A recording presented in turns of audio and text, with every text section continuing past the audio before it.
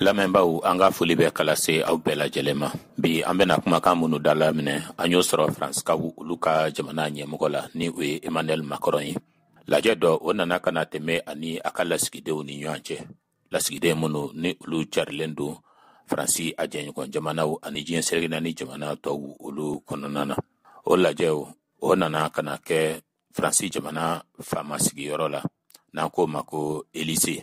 Fɛn min fɔra o lajɛ kɛnɛ kan Emmanuel Macron fait un budget ñoo fait ko kuma ko lamé ka baro lase awma barabukum. Et vous le connaissez mieux que moi, mais l'ordre international est bousculé de manière inédite. Aba donc katemene kanga jien be ka taga bolo mina o yugu lendu chogola chogomi ni matseka fo kase adana. Mais surtout avec, si je puis dire, un grand bouleversement ani zanko na nyerebseka afo ni yugu belebele qui se fait sans doute pour la première fois dans notre histoire ni achien folo ko okake anka dofo kononana à peu près dans tous les domaines avec une magnitude profondément historique.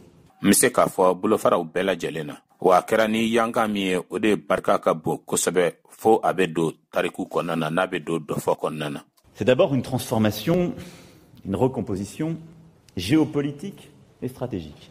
Folo yelemali do de don sugolo ko kura do de don me ni abe fele ko fo jamana olu sigi chogo ani jamana were mara chogo nu tagabolo la. Nous sommes sans doute en train de vivre la fin de l'hégémonie occidentale sur le monde.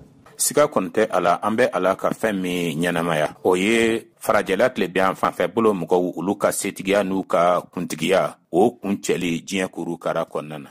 Nous nous étions habitués à un ordre international Anton de lembe tagabulo do de la jien selegenani konana qui depuis le XVIIIe siècle reposait sur une hégémonie occidentale. O tagabulo mi kamini fagaroke tani sekina na ni o ye san kɛmɛ sigiyɔrɔma tani sekina ye o sinsinɛ kun don farajɛla tile bi an fan fɛ bolo mɔgɔw olu ka kuntigiya an'u ka setigiya kan. Vraisemblablement française au XVIIIe siècle. Mɔgɔ bɛ se k'a fɔ a ka surun tiɲɛla k'a fɔ faranskaw olu ka setigiya n'u ka kuntigiya kun bɛ diɲɛ tagabolo kan fagarɔkɛ tani sekina na n'o ye san kɛmɛ sigiyɔrɔma tani sekina ye. Par l'inspiration des Lumières. O wagati la o kun ye hakilitigiw olu wuli wagati ye dɔnikɛlaw wuli wagati ɲɛyɛlɛli wagati dɔni kunda. Sans doute britannique au XIXe grâce à la révolution industrielle. Fagarɔkɛ tani kɔnɔntɔnnan na o nana ka na kɛ nglɛw olu ta ye ka bɛn ni urukili min bɛ ladani sokow kofɔ ni o ye usinikow ye. Et raisonnablement américain au XXe. Ani l'Amérique jamana mɔgɔw ta mɔgɔ bɛ se k'a fɔ min ka surun tiɲɛ la ko olu ta kɛra fagarɔkɛ muganna ni o ye san kɛmɛ muganna ye. Grâce aux deux grands conflits et à la domination économique et politique de cette puissance. Ka sababu kɛ kɛlɛ belebele fila minnu kɛra ani o setigi jamanaw ale ka fanga sɔrɔ ko nasira fɛ ani bɛrɛbɛrɛliko nasira fɛ n'o ye politiki ko ye. Les choses changent. Kow olu bɛ ka yɛlɛma. Elles sont profondément bousculées par les erreurs des Occidentaux. Kow olu yugubalen don fo ka se a dumamayɔrɔ la ka sababu kɛ filiw ye fili minnu ni o bɔra farajɛla gun tile bi an fan fɛ bolo mɔgɔw yɔrɔ. Dans certaines crises. Fereke dɔw la gɛlɛya dɔw senfɛ. Par les choix aussi américains depuis plusieurs années. Ani l'Amérique gun mɔgɔw olu ka ko dɔw fana fɛ a bɛ san caman bɔ bi. Et qui n'ont pas commencé avec cette administration. Wa o kow ma daminɛ ni mara in ni fanga in ka wagati la. Mais qui conduisent à revisiter certaines implications dans des conflits au Proche et Moyen-Orient et ailleurs. Wa o bɛ kɛ sababu ye segin ka kɛ kow kan k'u lajɛ cogo kura la ni o bɛ tali kɛ sendoni dɔw la ko dɔw la kɛlɛ dɔw olu kɔnɔna na larabu gun o kɔrɔyan fan fɛ bolo ani a fan wɛrɛw fɛ. Et à repenser une stratégie profonde diplomatique et militaire. Ani ka segin kɛ ka fɛɛrɛ kɔnɔ dumanw jateminɛ min bɛ tali kɛ diɲɛ jamanaw ni ɲɔgɔn cɛ koɲɛw la ani kɛlɛkow nasiraw la. Et parfois des éléments de solidarité. Ani tuma dɔw la fɛn dɔw bɛ yen fana minnu bɛ ɲɔgɔn dɛmɛw kofɔ. Dont nous pensions qu'ils étaient des intangibles pour l'éternité.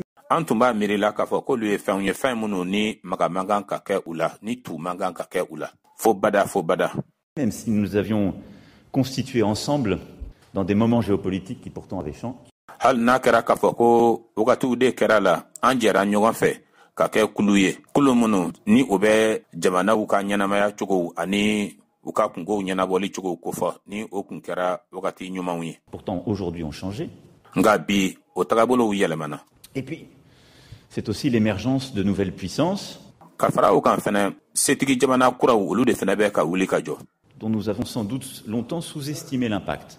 an tun jɔra olu ka fanga ni u ka sebaya min na wagati jan kɔnɔna na. La Chine au premier rang, mais également la stratégie russe. Chine jamana o bɛ jɔyɔrɔ fɔlɔ la nga fana Rusiw fana ka fɛlɛ olu bɛ yen. Menée, il faut bien le dire, depuis quelques années avec plus de succès. Wa o fɛlɛ ninnu a bɛ san damadama bɔ bi olu bɛ ka ta bolola ni kunnawolo ani wasa ye. J'y reviendrai. N bɛna segin o kuma kan. L'Inde qui émerge. Indi jamana fana ale bɛ ka wuli ka jɔ. Ces nouvelles économies qui deviennent aussi des puissances pas seulement économiques mais politiques. Ninnu tɛ setigi jamanaw dɔrɔn ye sɔrɔ nasira fɛ nka bɛrɛbɛrɛli ko nasira fɛ politiki ko nasira fɛ fana setigi jamanaw don. Qui se pensent, comme certains ont pu l'écrire, comme de véritables États-civilisations. Olu minnu ni olu bɛ ka taa ɲɛ i n'a fɔ dɔw ye a fɔ cogo min na olu bɛɛ lajɛlen bɛ ka jate bi i n'a fɔ jamana minnu ni u somɔgɔyalen don jamanako yɛrɛ nasira fɛ. Et qui viennent non seulement bousculer notre ordre international. Olu bɛna fɛnɛ ka na an ka tagabolo ye min ye diɲɛ sɛlɛgɛdani kɔnɔna na ko o yuguba ka o lamaga. Qui viennent peser dans l'ordre économique. Olu bɛna ka na u ka giriya ka o jira u ka fangatigiya ka o jira diɲɛ tagabolo la sɔrɔ ko nasira fɛ. Mais qui viennent aussi repenser l'ordre politique et l'imaginaire politique qui va avec beaucoup de force et beaucoup plus d'inspiration que nous n'en avons. O bɛna fɛnɛ ka na tacogo kura fɛnɛ di diɲɛ tagabolo ma bɛrɛbɛrɛli ko nasira fɛ n'o ye politiki ko ye ani miiriliw yɛrɛ bɛ kɛ sira minnu fana fɛ bɛrɛbɛrɛli ko nasira fɛ o bɛ kɛ ni fangaba de ye wa o bɛ kɛ ni miirili ɲumanbaw ye miirili ɲumanba minnu ni o tɛ anw na. Regardons l'Inde, la Russie, la Chine. Elles ont une inspiration politique beaucoup plus forte que les Européens aujourd'hui. An ka Inde jamana, Russie jamana ani Chine jamana lajɛ miiriya ɲumanba de bɛ olu la o hakili ɲuman ta yɔrɔ o ka ɲi bɛrɛbɛrɛli ko nasira fɛ. Wa o fanga ka bon bi ka tɛmɛ farajɛlagun mɔgɔw kan. Elle pense le monde avec une vraie logique, une vraie philosophie, un imaginaire que nous avons un peu perdu. Wa u bɛ ka diɲɛ labaara ni a kɛcogo ɲuman lakika ye. U b'a kɛ ni miirili ɲuman ye min bɛ bɔ ŋaniya ɲuman na. U bɛ hakili jagabɔ ɲuman fana kɛ. O min tagabolow ni olu tilalen don anw na dɔɔni. Et donc tout ça vient nous bousculer très profondément. O kɔrɔ ye k'a fɔ ko bɔlen filɛ nin ye ka yuguba faut casser à dunya dana. Bien rebattre les cartes. Je ne parle pas évidemment de l'émergence africaine. Ani ka segin ko olu labɛn cogow kan. N da tɛ ka se farafina ale fana wulili la ka jɔ. Chaque jour confirmé et qui se traduit aussi là par une recomposition profonde et j'y reviendrai aussi. O min ni o bɛ da kɛnɛ kan don o don. Wa farafina yɛrɛ fana ta o kow fana bɛ ka segin ka kolonson kura ye n da bɛna tila ka so fana ma. Le risque dans cette grande bascule qui se double. Farati ye min o de ye nin ye k'a fɔ ko nin yugubali ko fila min filɛ nin ye. Également d'une bascule géopolitique et militaire. Nous sommes dans un monde où les conflits se multiplient.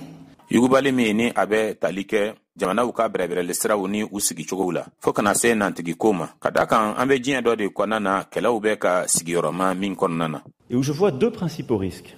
Le premier, c'est que ces conflits font de plus en plus de victimes civiles. Ne ɲɛ bɛ farati ko fila de la a fɔlɔ ye min ye o de filɛ nin ye k'a fɔ nin kɛlɛ ninnu olu bɛ ka kɛ sababu ye ka maa minnu da tɛ ko la maa gansanw ka olu caman bɔnɛ o nin na. Échange de nature. Regardez les théâtres d'opération partout dans le monde. Wa kow suguya fana bɛ ka yɛlɛma a y'a lajɛ kɛlɛw bɛ ka kɛ yɔrɔ fɛn fɛn na diɲɛ kɔnɔ. Et la deuxième chose, c'est que l'ensauvagement est reparti. A fɛn filanan o ye min ye kow tagalen bɛ bolola bi bolo min kɔni ni o tɛ dantɛmɛ ko fɔ. Et là aussi, l'ordre sur lequel reposaient parfois nos certitudes et notre organisation est en train de disparaître. On abandonne les traités de contrôle des armements. Tagacogo min tun bɛ yen ni an ka tɔn ka tɛgɛnkan yɛrɛ sinsinnen kun do kan o bɛ a la ka tunu kɔdonni bɛ ka kɛ bɛnkanw na bɛnkan minnu ni o bɛ tali kɛ maramafɛnw olu kɔlɔsili la. Qui venait là aussi de la fin de la guerre froide. Bɛnkan minnu fana mun filɛ o ye o tun bɛ bɔ kuntilenna kɛlɛba wagati kɔnɔna na. Chaque jour, dans l'innocence et le silence. Don o don dadili o kɔnɔna na ani a dɔnbaliya kɔnɔna na. Tout ça doit nous poser des questions profondes. O ka kan ka to an ka ɲiningali kɔnɔ duman kɛ an yɛrɛ la. D'abord, nous faire constater que les habitudes, les dogmes qui étaient les nôtres ne sont plus valables. Fɔlɔfɔlɔ ye min ye an yɛrɛ kun ka kɔlɔsi ko an delen tun bɛ fɛn minnu na ni hakilila minnu tun bɛ an na ko o tɛ mako ɲɛ tugun. Et ensuite, ça doit nous conduire à interroger notre propre stratégie. O kɔfɛ fɛnɛ a kan ka kɛ sababu ye an ka ɲiningali kɛ an yɛrɛ la an ka fɛlɛw kun kan. Parce que les deux qui ont aujourd'hui des vraies cartes en main dans cette affaire sont les États-Unis d'Amérique et les Chinois. Kadaka jamana fla munu be ni jien tagabulo be ulu de tege kono. Nin kisa in kunka. Oye l'Amérique jamana mugou ani Chine jamana mugou ye. Et ensuite nous avons un choix par rapport à ce grand changement, ce grand basculement. Ode kwa fe fana sukanteli dobe ama kake kanyesin o yelemali bama. Décider et vient accélérer aussi le grand bouleversement démographique qui déstabilise notre monde. Ani ka alatke nya do fenema ko do fena be olube na le ka senteli alike ka anyesin yugubali bama membe ka ke adamaden buguni ko usrafe. O min fena ni obeka enfant fela fena do basigi bali akono. Et donc vous voyez tous ces grands bouleversements arrivent au même moment. Et vous savez tout cela. Mais je pense qu'il nous faut le remettre en perspective, non pas simplement pour le constater.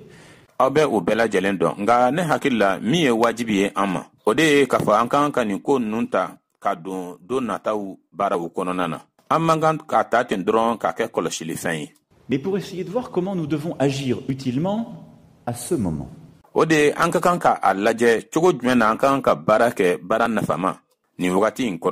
Le dire est une chose, quelle part avons-nous à prendre?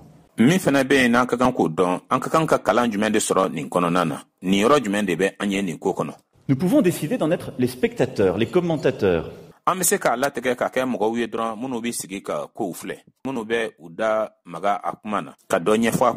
Et je pourrais m'arrêter à ce que je viens de dire.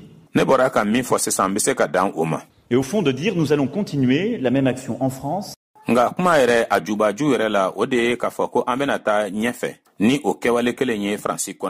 C'est la même action diplomatique dans ce contexte.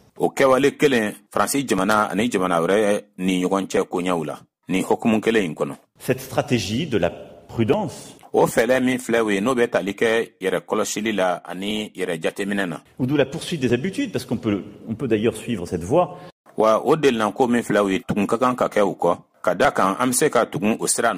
sans considérer qu'on est prudent. Si on continue à faire comme avant, pour le dire autrement.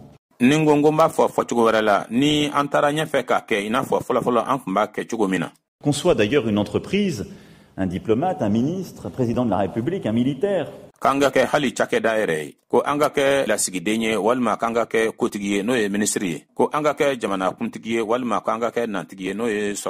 Tous ici dans cette salle, si on continue à faire comme avant, alors nous perdrons définitivement le contrôle.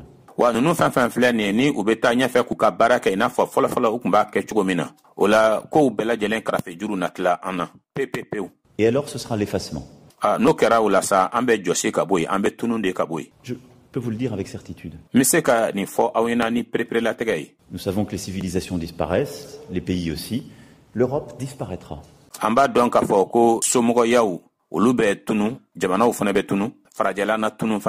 L'Europe disparaîtra avec l'effacement de ce moment occidental.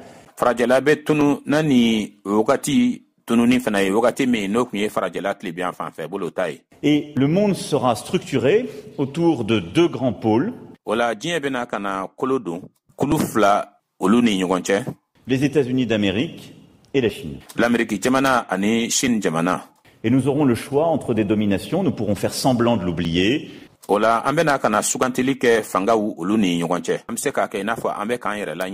peut le faire très bien. On l'a déjà très longtemps fait sur beaucoup de sujets.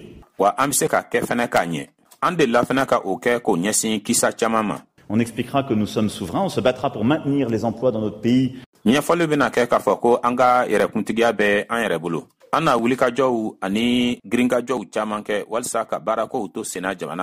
En faisant des compromis bancals avec des groupes sur lesquels nous ne pouvons plus rien.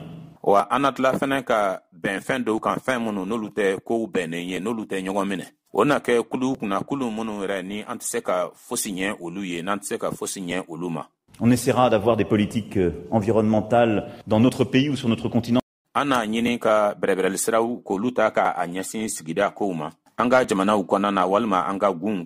Mais ce sera déjà trop tard puisque nous n'en aurons plus la maîtrise et les choses fileront.